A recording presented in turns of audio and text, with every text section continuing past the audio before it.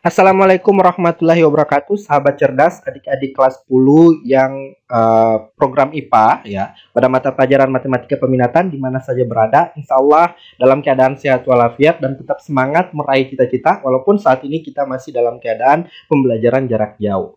Nah, adik-adik sekalian, pada video kali ini masih kita membahas tentang materi yang sama dengan video sebelumnya yang sudah saya bagikan di Google Classroom, yaitu tentang vektor ya. Bab 2 vektor. Nah, di semester 2 kan babnya hanya atau KD-nya hanya 1 KD. Oke. Bunyi KD-nya masih sama. KD 3.2 menjelaskan vektor, operasi vektor, panjang vektor, sudut antar vektor dalam ruang berdimensi 2 atau bidang, dan yang berdimensi 3. Nah, adik-adik sekalian, menjelaskan vektor kan sudah kita bahas sama-sama. Dan kita sudah tahu konsepnya seperti apa, itu vektor. Jadi ada vektor dan ada yang non-vektor, namanya skalar. Ya, ada bagian-bagiannya seperti vektor posisi, vektor basis, vektor satuan. Ya, sudah kita bahas sama-sama pada pertemuan awal. Baik itu yang dimensi 2 maupun yang dimensi 3 yang baru kemarin. Ya, baru pada video sebelumnya. Nah, operasi vektor juga kita sudah bahas sama-sama. Operasi vektor yang dimensi 2 maupun yang dimensi 3. Ya, yaitu penjumlahan, pengurangan, pembagian atau perbandingan, dan perkalian. Nah, adik-adik, sudah saya sentil kemarin bahwasannya perkalian vektor itu sudah kita bahas yang bagian vektor dengan skalar ya. Perkalian vektor dengan skalar atau perkalian skalar dengan vektor. Baik yang berdimensi 2 maupun yang berdimensi 3. Sudah kita bahas itu ya. Nah, pada pertemuan kali ini kan sudah, pada pertemuan sebelumnya sudah kita bahas ke dua konsep itu yang dimensi 2, dimensi 3 mengenai perkalian vektor dengan skalar. Nah, sudah saya sentil juga pada video sebelumnya itu bahwasanya ada perkalian antara vektor dengan vektor. Ya. Nah, ya, pada video kali ini kita akan bahas tentang perkalian vektor dengan vektor. Ya. Masih kita di bagian operasi vektor. Nah, panjang vektor itu sudah kita bahas ya. Panjang vektor baik dimensi 2 maupun dimensi 3.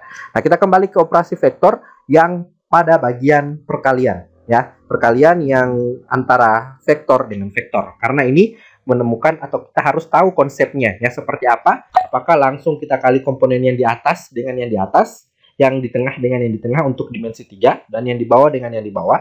Nah, bagaimana prosesnya? Apakah sama seperti itu? Nah, kita akan bahas secara tuntas pada pertemuan atau pada video kali ini. Ya. Adapun IPK yang kita bahas pada pertemuan atau pada video kali ini yaitu IPK 3.2.12 ya. Jadi 3.2.12. Ya, kita masih menghitung perkalian skalar 2 vektor. Seperti itu. Jadi menghitung perkalian skalar 2 vektor. Jadi kita akan menghitung perkalian 2 vektor. Nah, seperti apa konsep perkalian 2 vektor? Kita cermati dulu pada slide berikut ini. Nah, ini konsep yang sudah saya bahas pada perbandingan vektor kemarin ya.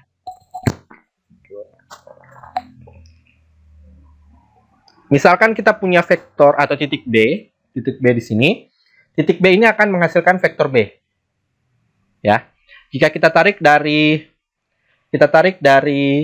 titik 0,0 ke vektor B akan menjadi ke titik B akan menjadi vektor B yang memiliki besar dan arah ya. Jadi ada besarnya vektor B dan ada arah vektor B. Jadi sehingga titik B ini kita akan jadikan vektor B. Nah, misalkan kita juga punya titik A di bagian ini, maka kita tarik dari vektor dari titik 0,0 menuju titik A, jadilah vektor A. Ya. Dan di antara vektor A dengan vektor B kita akan buat vektor C ya, vektor C. Vektor C. Jadi vektor C ini adalah kita dapatkan pangkal dengan ujungnya. Nah, ini konsep perkalian yang sudah adik-adik dapatkan pada perkalian antara skalar dengan penjumlahan ya. Konsep penjumlahan yang kita akan terapkan di perkalian antara vektor dengan vektor. Jadi, misalkan kita punya vektor B, ada vektor A ya. Maka antara vektor B dengan vektor A kita akan temukan di sini jadilah vektor C. Ya, dengan sudut yang kita dapatkan adalah misalkan sudut theta. Ya, sudut theta. Seperti ini. Nah, konsep perkalian antara vektor dengan vektor, jadi ini ada vektor A dengan vektor B, perkaliannya mendapatkan vektor C. Ya, kita akan gunakan aturan kosinus. Ya, aturan kosinus yang mengatakan bahwa jika ada sebuah segitiga, kemudian ada sudut, salah satu sudut diketahui, ya, kemudian dua buah sisi diketahui, itu adalah aturan kosinus. Sudah adik-adik dapatkan kira-kira di matematika wajib, ya. Aturan kosinus mengatakan bahwa jika diketahui dua buah sisi dan satu buah sudut, maka kita akan mencari sisi yang lain melalui aturan kosinus.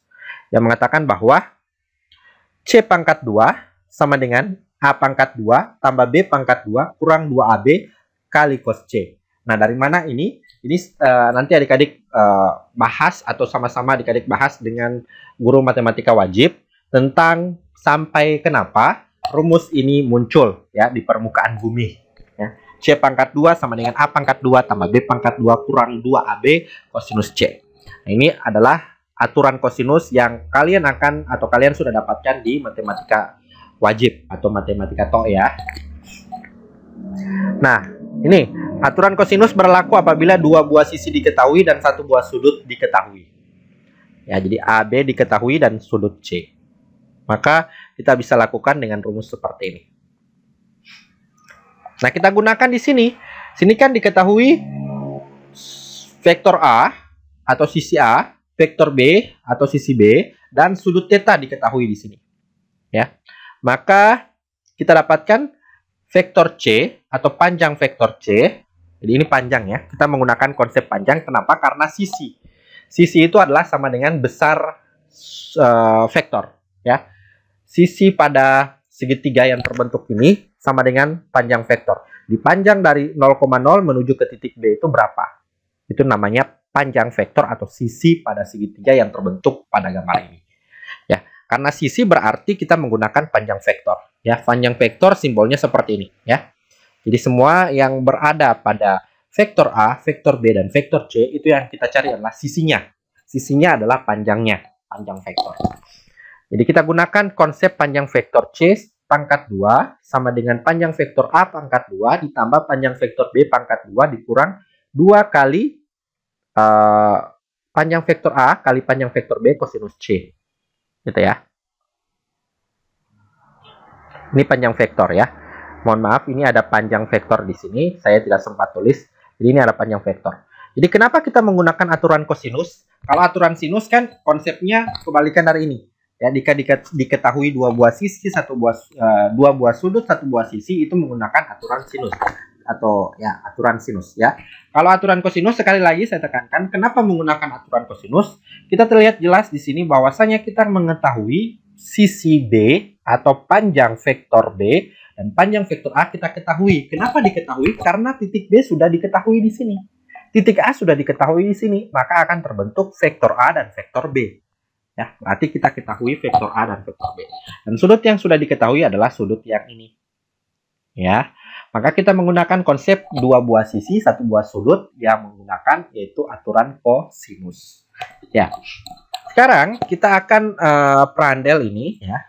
Kita akan ubah, kita akan modifikasi, di mana vektor C ini kan antara vektor A dengan vektor B.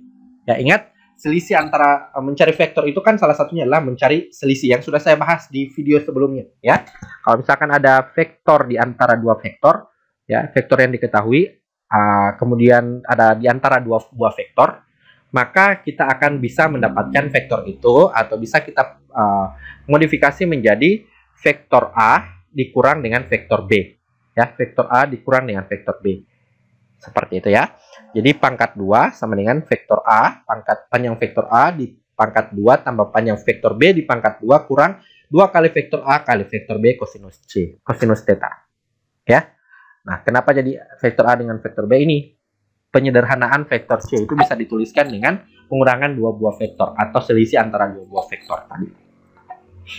Nah, seperti apa rumus yang akan kita dapatkan?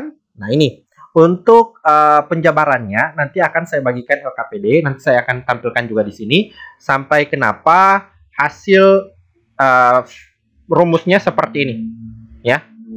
rumusnya akan dapatkan seperti ini. Itu saya sudah lampirkan di LKPD. Jadi adik-adik akan mencari kenapa rumusnya sampai menemukan rumus seperti ini. Jadi ada dua rumus yang akan kita bahas atau akan didapatkan dari perkalian antara vektor dengan vektor. Jadi perkalian dua buah vektor apabila diketahui kedua komponen vektor, maka dapat dilakukan dengan cara berikut. Jadi kalau diketahui vektor A dengan vektor B, maka kita bisa lakukan seperti ini. Ya. Dan ada satu rumus juga kita akan dapatkan dari penjabaran yang tadi, ya, penjabaran yang tadi. Jadi saya ulangi, dari penjabaran ini yang akan saya tuangkan di LKPD, ya secara jelas, adik-adik tinggal mengganti yang kosong-kosong atau yang belum terisi itu, silakan adik-adik isi di LKPD, lengkapi, dan situ adik-adik akan memahami kenapa rumus ini akan terbentuk. Ya, ada dua rumus yang akan terbentuk. Yang pertama rumus yang ini. Ya, jadi saya simpulkan rumusnya akan seperti ini. Ini adalah dimensi 3. Misalkan ada vektor A, ada vektor B. Ini apabila diketahui kedua vektor, ya, apabila diketahui dua buah vektor, dilakukan dengan cara berikut, ya. Jadi ini untuk dimensi 3. Kenapa dimensi 3? Karena menggunakan X1, Y1, Z1. Ada 3 sumbu yang terdapat dalam vektor, ya. Atau koordinat kartesius 3 dimensi yang digunakan dalam vektor ini, ya. Atau dimensi 3 lah. Jadi ada vektor B juga yang berisi X2, Y2, Z2. Maka perkalian antara vektor A dengan vektor B akan menemukan X1, Y1, Z1 dikali dengan X2, Y2, Z2. Didapatkan seperti ini. Caranya gimana? Nanti kalian akan dapatkan rumusnya akan menghasilkan seperti ini. X1 kali X2 ditambah Y1 kali Y2 ditambah Z1 kali Z2. Ya. Jadi rumus yang akan kalian dapatkan nanti adalah X1 kali X2, Y1 kali Y2, Z1 kali Z2. Semuanya setelah dikalikan akan dijumlahkan. Jadi sekali lagi saya ulangi, X1 kali X2 ditambah dengan Y1 kali Y2 ditambah dengan Z1 dengan Z2. Nah, kalau membentuk sudut ini, perkalian skalar dua vektor yang membentuk sudut. Ya, jadi akan ada perkalian vektor yang akan membentuk sudut. Ya, nanti akan ada soal seperti ini. Misalkan ada vektor A, panjang vektor A disimbolkan dengan ini, dan panjang vektor B disimbolkan dengan ini, maka kita bisa dapatkan rumusnya melalui penjabaran tadi, melalui aturan kosinus. Kita dapatkan rumusnya juga apabila diketahui juga sudutnya, atau dua buah vektor membentuk sebuah sudut, akan kita dapatkan menjadi vektor A dikali vektor B sama dengan panjang vektor A dikali panjang vektor B dikali kosinus theta. Paham ya? Jadi ini akan kalian dapatkan melalui penjabaran yang nantinya saya akan bagikan melalui LKPD. Oke? Jadi ini rumus yang kedua. Sampai kenapa muncul ini? Sama-sama kita kerjakan. Nah, sini ada sudut-sudut istimewa. Jadi kalau misalkan perkalian antara vektor dengan vektor kan ada apabila membentuk sebuah sudut, maka akan muncul rumus seperti ini. Ya, rumus seperti ini. Rumus yang menggunakan kosinus theta. Nah, gimana cara untuk mencari kosinus theta? Nah, kita ada aturan atau sudut-sudut istimewa trigonometri. Ya, kalau misalkan menggunakan kosinus, kita hanya menggunakan dibatasi dengan kosinus ataupun sudut-sudut yang diketahui adalah sudut-sudut istimewa dalam trigonometri. Kenapa dinamakan istimewa? Karena mudah dihafal. Dan rata-rata anak-anak SMA, SMP itu ya hafalnya hanya ini. Ya, padahal masih banyak sudut-sudut yang harus kalian ketahui.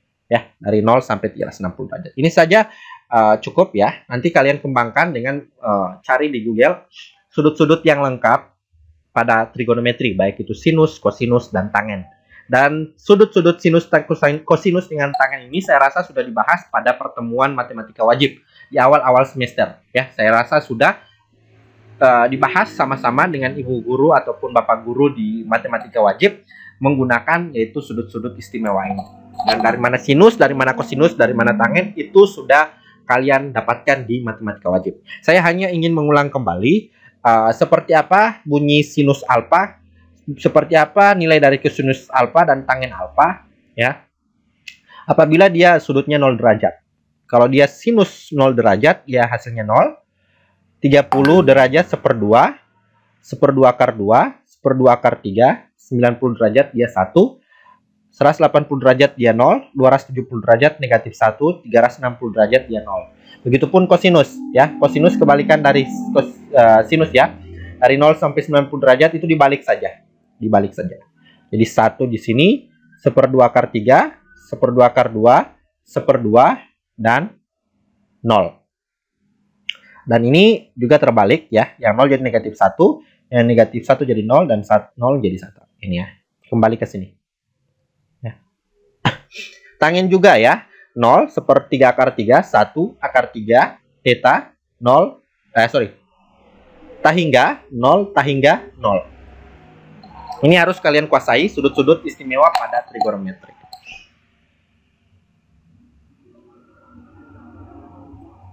Oke, perkalian dua vektor juga dapat dilihat dari jenis sudutnya, ya, dapat dilihat dari jenis sudutnya. Apabila perkalian A kali dengan B, vektor A dikali dengan vektor B, dia lebih dari 0, maka kosinus theta itu pasti akan lebih dari 0. Atau tetanya di antara 0 dengan 90 derajat. Nah, ini ya, kalau kita dapatkan vektor atau vektor A dikali dengan vektor B hasilnya adalah lebih dari 0, maka bisa dikatakan bahwa itu adalah sudut yang dibentuk adalah sudut lancip. Ya, sudut lancip. Sudut lancip itu adalah antara 0 sampai 90 derajat. Oke? Jadi ketika kita dapatkan vektor A dikali dengan vektor B hasilnya adalah 2 dan 2 itu adalah lebih dari 0, maka bisa dikatakan sudut yang ada di dalam perkalian vektor itu adalah sudut lancip, ya.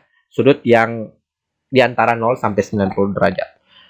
Nah, kalau misalkan A kali B-nya itu sama dengan 0, misalkan setelah didapatkan vektor A dikali dengan vektor B hasilnya adalah 0, maka bisa dikatakan vektor itu adalah saling tegak lurus. Ini harus dihafal ya.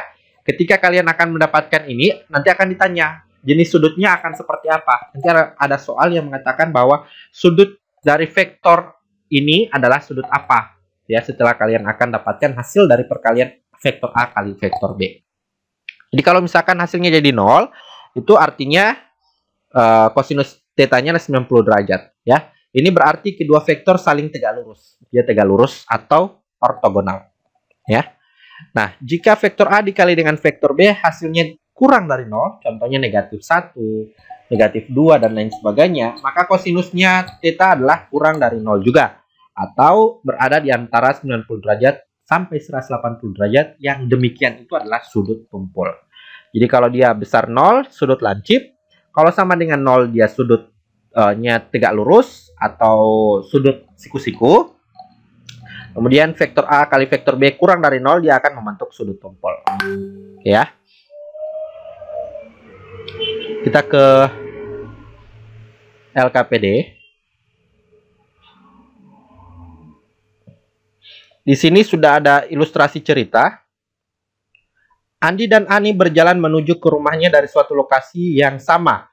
Dari titik 0,0, Andi berjalan menuju rumahnya sejauh 6 km ke timur, dan kemudian belok ke arah utara sejauh 1 kilo. Sedangkan Ani berjalan menuju rumahnya sejauh 2 km ke arah timur dan 4 km ke arah utara. Jadi akan terbentuk dua vektor. Vektornya si Andi dan vektornya si Ani. Ya, dengan titik pusatnya atau titik pangkalnya kedua-duanya adalah 0,0. Jadi adik-adik akan menggambar melalui koordinat kartesius. Ya, akan menggunakan koordinat kartesius yang kira-kira dimensi 2 ini. Ya, dimensi 2. Karena dia hanya menggunakan dua arah, ya, arah 6 km ke timur untuk Adi dan 1 km ke utara, ya. Dan yang satunya 2 km ke timur belok ke utara, ya, 4 km ke utara. Jadi menggunakan bisa dipastikan bahwa ini menggunakan dimensi 2. Ya, lebih mudah lagi. Adik-adik akan menggambar lintasan ini. Jadi dari ilustrasi ini kalian akan menggambar di koordinat kartesius, ya. Cara menggambarnya sama dengan pada LKPD yang pertama yang sudah saya bahas atau yang sudah kalian kerjakan, ya. Nanti lihat lagi LKPD pertama cara untuk menggambar vektor pada koordinat kartesius, ya. Kemudian dari gambar ini kalian bisa pastikan bahwa ada dua vektor yang terbentuk. Sudah saya jelaskan tadi di awal bahwa vektor Andi dengan vektor Ani, ya, vektor perjalanan Andi dan vektor perjalanan Ani. Seperti apa dia? Nanti kalian akan dapatkan bahwa di sini setelah kalian gambar ilustrasi yang sudah diberikan, Kalian akan mengisi ini bahwa vektor A adalah vektor Andi didapatkan 6 dengan apa, gitu ya. Vektor B adalah vektor Ani titik-titik dengan apa. Setelah digambar pasti akan sangat mudah adik-adik akan dapatkan angka yang kosong ini, ya. Sudah ada bantuan angka, salah satu angka di masing-masing vektor, ya. Nah, ini dengan menggunakan aturan kosinus, maka kita akan dapatkan rumus, ya, perkalian antara vektor Andi dengan vektor Ani itu sini, ya, menggunakan aturan kosinus tadi, ya. Kenapa? Karena kita akan,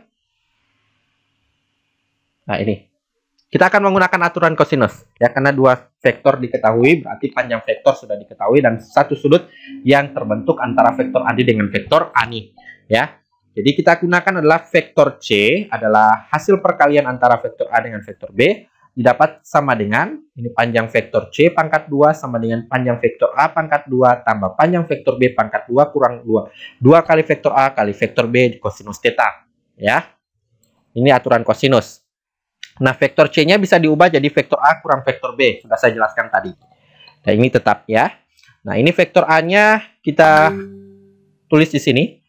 Kurang dengan vektor B-nya, ya, tinggal dipaste di sini, pangkat 2. Vektor A, panjang vektor A pangkat 2 tambah panjang vektor B pangkat 2 kurang sekian, ya.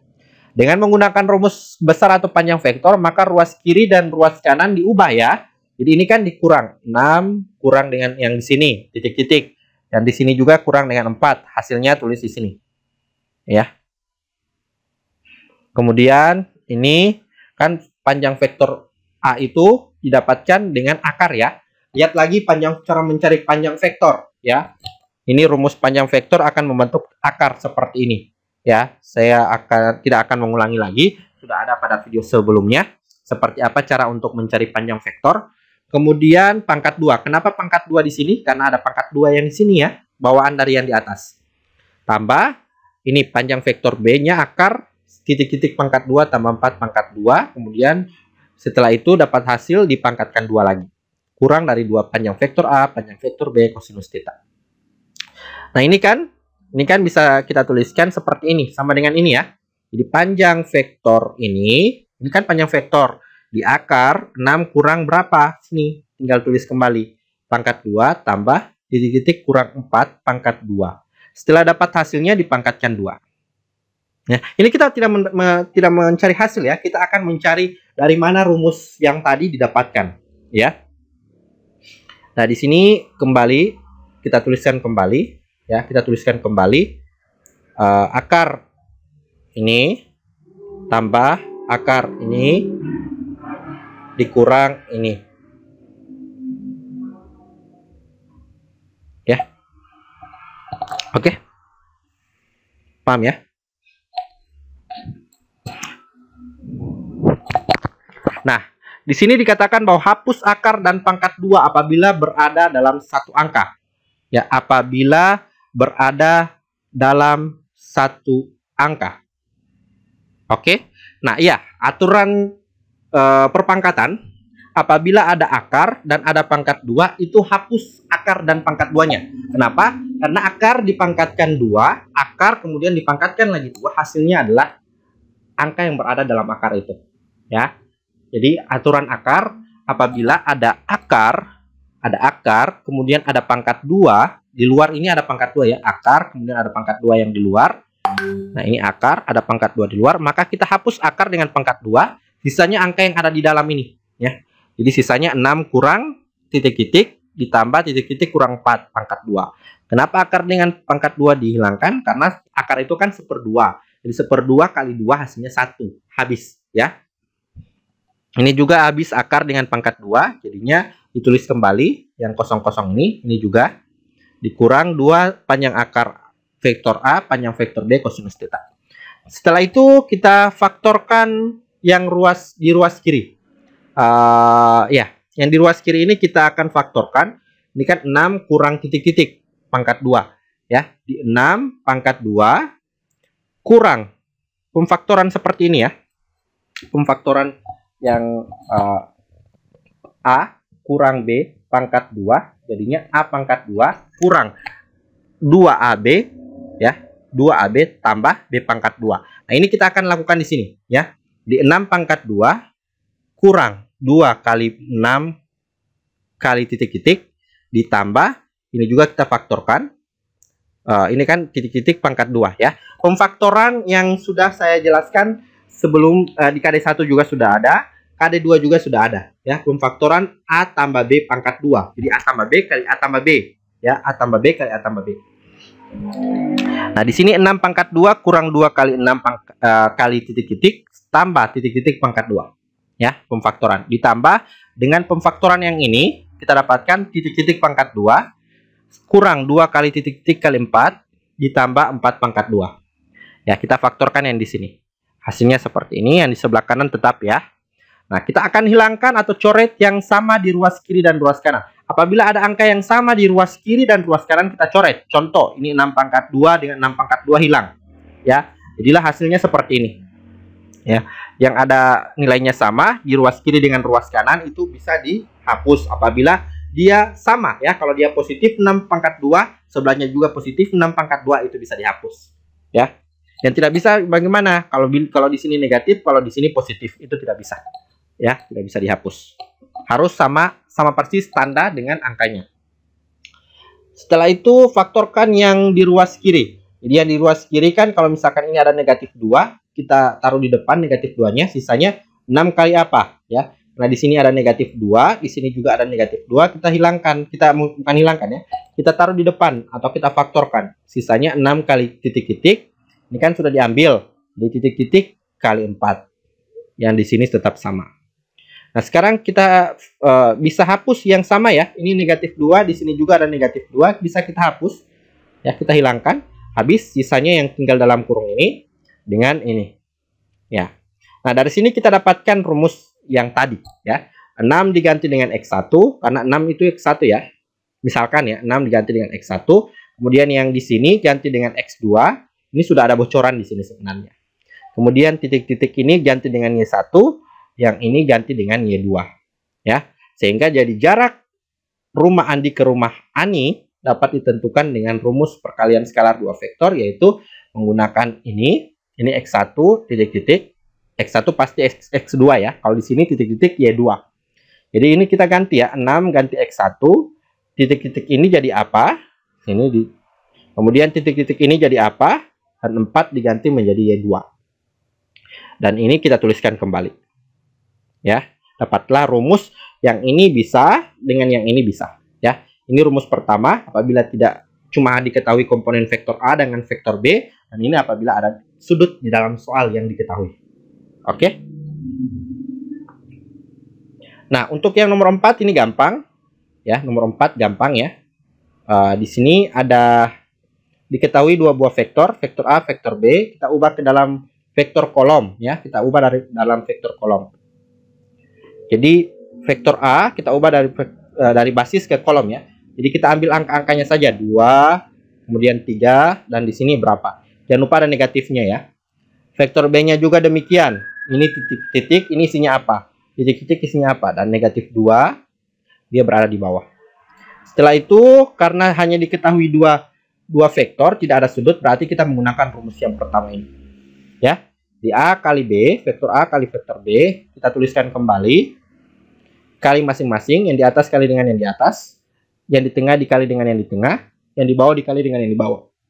Setelah dapat perkaliannya, dijumlahkan, maka hasilnya kita dapatkan. Oke. Nah, kalau yang soal nomor 5 ini sudah diketahui panjang vektor A, panjang vektor B, dan diketahui sudut antara vektor A dengan vektor B itu 60 derajat. Ya. Maka kita akan menggunakan konsep atau rumus yang ruas kanan ya. Ruas kanan ini. Jadi diketahui panjang vektor A-nya 4, panjang vektor B-nya adalah 6, dan sudutnya adalah 60 derajat. Maka kita plot kembali rumus yang ada di sini. Tulis kembali. Jadi panjang vektor A kita ganti dengan berapa di sini. Panjang vektor B diganti dengan berapa. Dan kosinus tetanya. Cos tetanya kan 60 derajat. Berarti di sini tulis berapa. Nah, ini ditulis kembali, dikali. Kosinus theta itu kita lihat kembali di ini ya. sudut-sudut istimewa, kosinus theta. Tetanya berapa tadi? Tetanya 60. Maka kosinus 60 dilihat dalam tabel yang tadi. Ya. Setelah itu dapat kosinus 60, ya kali. Yang ini kali dengan ini, kali dengan ini. Dapatlah hasilnya. Oke, mudah ya? Mudah. Adik-adik sekalian, sampailah kita di ujung video pada pertemuan kali ini. Dan insya Allah tetap sehat ya adik-adik, tetap menjaga kesehatan karena musim pandemi ini musim yang bisa dikatakan adik-adik harus berjuang belajar sendiri mandiri di rumah dan tetap di rumah dan menjaga kesehatannya, serta adik-adik di sini akan dituntun untuk selalu disiplinnya ya. Disiplinnya itu dilihat dari adik-adik masuk di Zoom, adik-adik bisa menyelesaikan permasalahan yang diberikan oleh guru dengan waktu yang tepat ya. Jadi adik-adik harus perhatikan itu juga. Penilaian sikap juga guru-guru harus nilai dari adik-adik ya. Tidak terlepas dari 4 penilaian, yaitu penilaian pengetahuan, keterampilan, sikap sosial, dan sikap spiritual. Jadi harus diperhatikan juga 4 penilaian ini. Jadi adik-adik tetap stay di rumah, tetap semangat belajar, jangan pernah bermalas-malasan walaupun dalam rumah, dan tepat waktu masuk di pembelajaran online ataupun dalam pembelajaran di luar jaringan ya. Sekian video kita hari ini, semoga bermanfaat dan semoga bisa menambah ilmu adik-adik. Wabillahi taufiq wal hidayah. Assalamualaikum warahmatullahi wabarakatuh.